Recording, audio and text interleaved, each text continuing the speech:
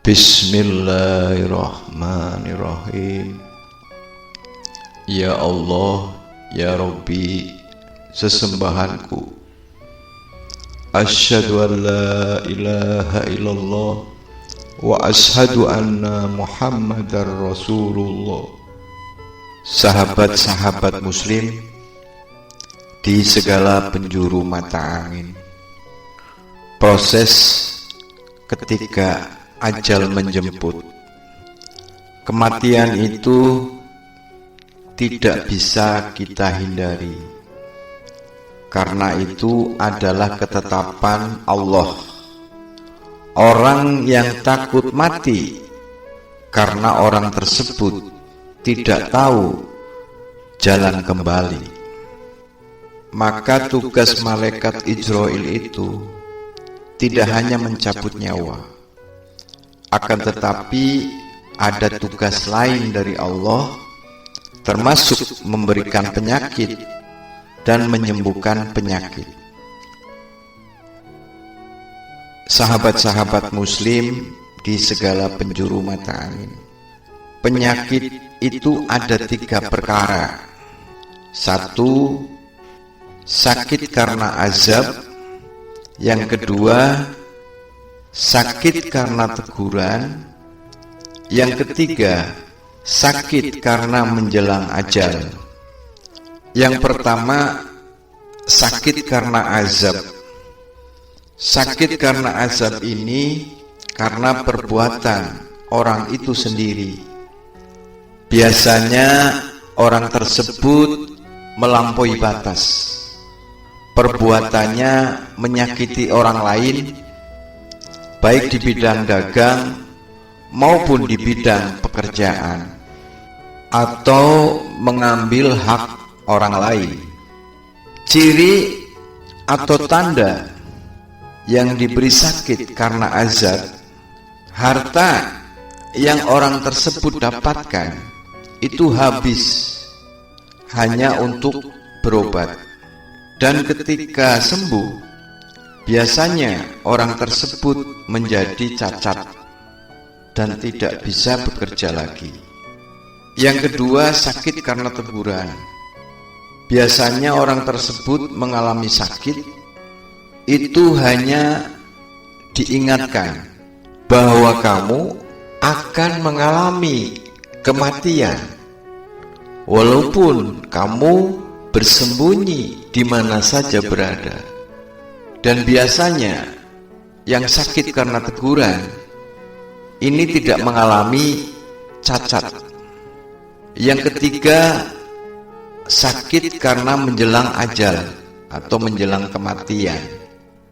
Tujuannya untuk mengingatkan kepada keluarganya dan untuk mengingatkan dirinya sendiri, agar diberi kesempatan orang tersebut untuk minta maaf apabila dia punya salah kepada orang lain, atau minta maaf karena dia punya utang piutang.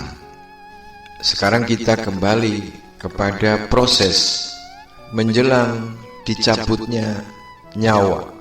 Proses menjelang pencabutan nyawa, pertama turun dulu SK ketetapan, tapi ini belum dicabut, menunggu perintah dari Allah. Ketika Allah memerintahkan pencabutan, seketika itu dicabutlah nyawa dari badan kasar oleh malaikat Ijroalil Maut, anak buahnya malaikat Ijroil. Ketika dicabut nyawa, maka badan kasar itu ngegeletak, dan semua organ, baik pernapasan, baik jantung, itu semuanya sudah berhenti, dan ruh itu masih di alam dunia, karena nyawa masih menempel di ruh. Makanya masih di posisi masih di alam dunia. Bisa melihat jasadnya tidak bisa bergerak, dan bisa melihat ada yang menangis, ada yang sedih, kerabat-kerabatnya tahu pada datang, tetangganya pada datang, sahabat-sahabatnya pada datang, sampai jasad itu dikuburkan, si yang meninggal dunia ini tahu.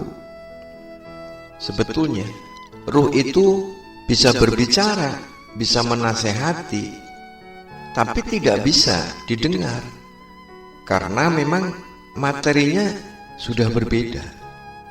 Dan setelah itu lalu malaikat Ijroalil Maut, anak buahnya malaikat Ijroil, maka mencabut yang kedua kali, nyawa dengan ruh. Karena nyawa itu masih menempel di ruh. Itu ada pencabutan yang kedua kali. Yang pertama itu kan pencabutan nyawa dari jasad kasar yang disebut badan. Pencabutan yang kedua itu nyawa yang masih menempel di ruh. Jadi nanti ada pencabutan dua kali, seperti Allah Ta'ala menanamkan ke janin juga penanaman dua kali. Penanaman kepada nyawa kepada ruh, lalu penanaman kedua, ruh dengan nyawa ditanamkanlah ke janin yang mau dilahirkan di dunia oleh seorang ibu. Sahabat-sahabat muslim di segala penjuru mata angin, kita lanjutkan. Setelah pencabutan kedua, lalu nyawa dibawa ke alam nyawa, yang tempatnya ada di Alamul Jabarut, dan nyawanya sudah tertulis atas nama si A, karena akan berkaitan dengan nanti hari kebangkitan. Dan kemudian setelah itu ruh ini dijemput dan diantar oleh malaikat kubro namanya. Lalu malaikat kubro ini menyerahkan kepada malaikat Jabani al-Munkar, sama diserahkan ke malaikat Jabani al-Ainkari. Ini anak buahnya malaikat Mungkar dan malaikat Nakir, untuk dihisab atau untuk gelar perkara. Dan sebetulnya di situ bukan tangan yang berbicara, bukan mulut yang berbicara, bukan mata yang berbicara, bukan kaki yang berbicara. Sebetulnya di situ dalam gelar perkara seperti video yang sangat canggih, dan itu sistem Allah, disuruh melihat dari mulai akil balik sampai meninggal dunia. Ini dalam gelar perkara. Kalau malaikat mungkar itu adalah kebaikan, kalau malaikat nakir adalah keburukan. Andai kata orang tersebut itu dosanya kecil, kebaikannya lebih banyak, maka langsung dibawa oleh malaikat kubro ke alam kubur atau alam barzah, yakni alam kenikmatan, atau di situ tidur panjang. Terus andai kata orang tersebut itu mendapatkan kemuliaan dari Allah, maka tidak ada penghisaban di situ, karena ruhnya sudah ada tanda kemuliaan dari Allah. maka orang tersebut ini langsung diantar ke alam kadem namanya, alam yang kelima yang pernah disinggahi baginda Muhammad Rasulullah pada saat Isra dan Mi'raj. Di situ alam kenikmatan. Jadi di alam kadem ini tempatnya orang yang dapat kemuliaan dari Allah, seperti para utusan Allah, yakni nabi, terus para sahabat, para waliullah, orang thariqah, hakikat dan ma'rifah, termasuk orang biasa yang mendapatkan kemuliaan dari Allah. Dan ini alam penantian yang nanti akan diteruskan di alam surga. Bedanya kalau di alam kadem itu hanya ruh, tapi nanti kalau di surga itu nanti ada jasad baru, tapi bukan dari tanah jasadnya, tapi dari nurullah, dari percikan cahaya Allah. Itu nanti jasad yang ada di surga. Nah, sekarang orang yang meninggal dunia dengan banyaknya dosa atau dosa besar, maka akan diputarkan seperti video yang sangat canggih dari akil balik sampai meninggal dunia. Dan di situ dihisab atau gelar perkara oleh malaikat nakir dan langsung dijebloskan ke siksa alam kubur. Nanti disiksa oleh malaikat Jabani al-Isqor. Andai kata dosa itu belum mencukupi disiksa di alam kubur, maka akan dilanjutkan ke neraka nanti pada saat yaumil kiamah, setelah hancurnya bumi. Tinggal di situ ada yang bisa membantu. Satu, anak yang soleh yang setiap hari mendoakan ampunan kepada Allah supaya kedua orang tuanya diringankan siksaannya. Kemudian ilmu yang bermanfaat, amal jariyah.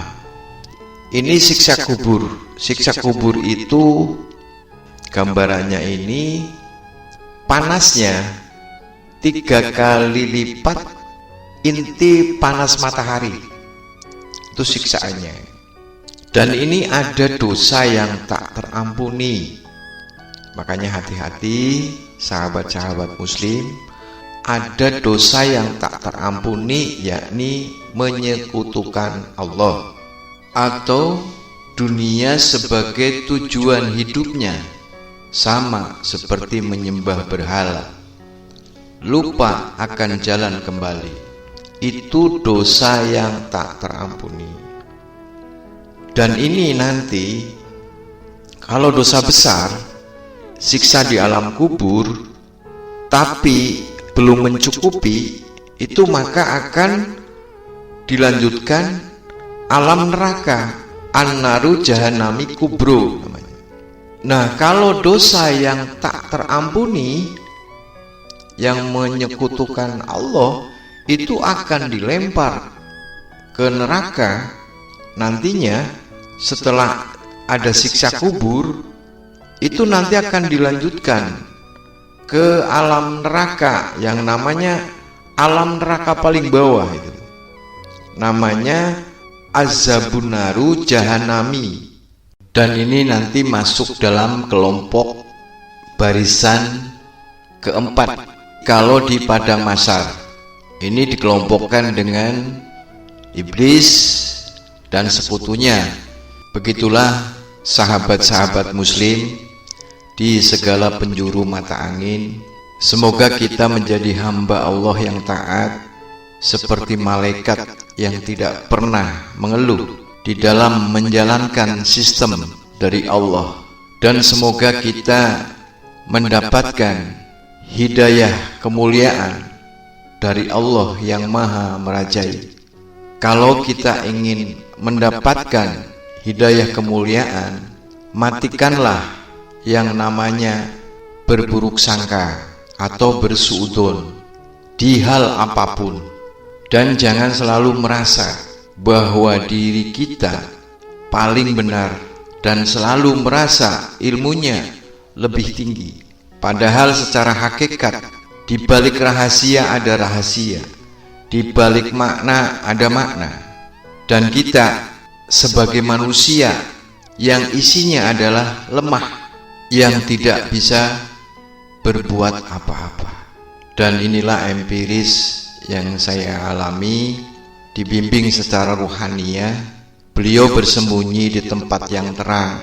Orang tidak akan mengetahui bahwa beliau sebagai cucu Rasulullah yang mendapatkan mandat dari Allah sebagai imam akhir zaman. Beliau tidak mengungkapkan jati diri dan keilmuannya, menunggu ketetapan Allah dan pemasuran. Saya akhiri, Allahul Hakim Al-Hadi ila sirati mustaqim. Assalamualaikum warahmatullahi wabarakatuh.